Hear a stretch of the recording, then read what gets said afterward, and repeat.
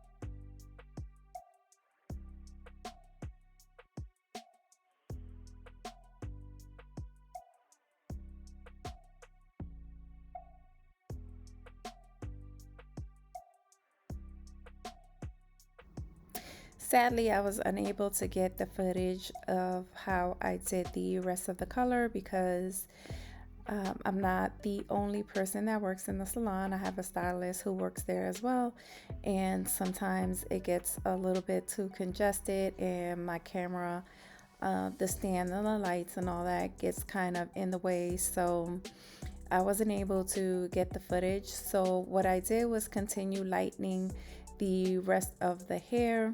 I did the top as well. Even though she was getting this copper color, it still the black root needed to be lightened. So I applied the lightener like I showed you in the previous clip. And then when the hair started getting light, I did go back and apply the lightener to the root. And then when those two met pretty closely, then I was able to stop developing the lightener. So after I shampooed it, I did use the Reckon acidic shampoo to stop the processing. And then I used Pravana 8 copper for the top, and I did tone the bottom blonde, but as you can see, and you will see when I'm done blow drying, her blonde was inconsistent. And the reason for that is because there had been such a gap between the last time that she got it done and the time that I did it this color. So when you allow a long time to pass and you're trying to get an consistent blonde, it is kind of difficult because you're trying to navigate with not over processing the blonde that's already there, but then you don't want to put it on the root because the root processes fast, but then you have to make sure that the middle lifts. So it can be a little tricky on getting those three levels uh, extremely consistent right away.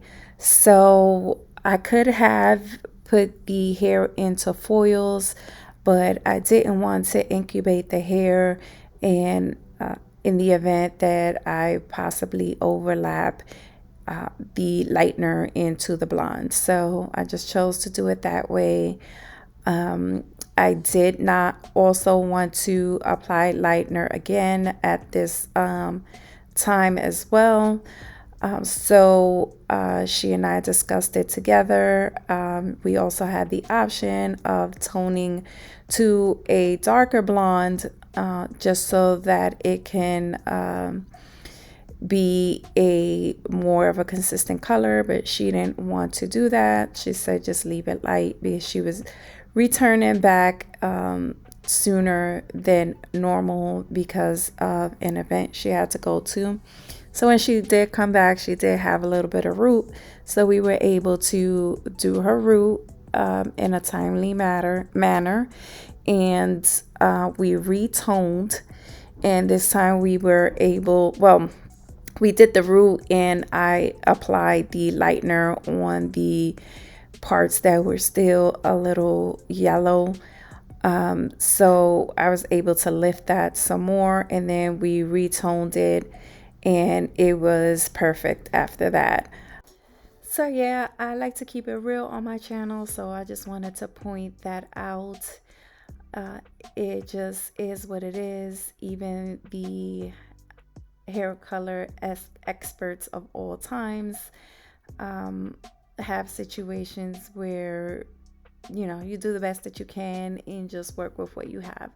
So as you saw, I did go through and finish her trim, well, her cut. I took off the extra inches that she wanted and got it to where it needed to be. I didn't do any layers or anything like that because she didn't want it. She wanted a straight one length cut. So we did do that, and then I am just curling it, and then her style will be done.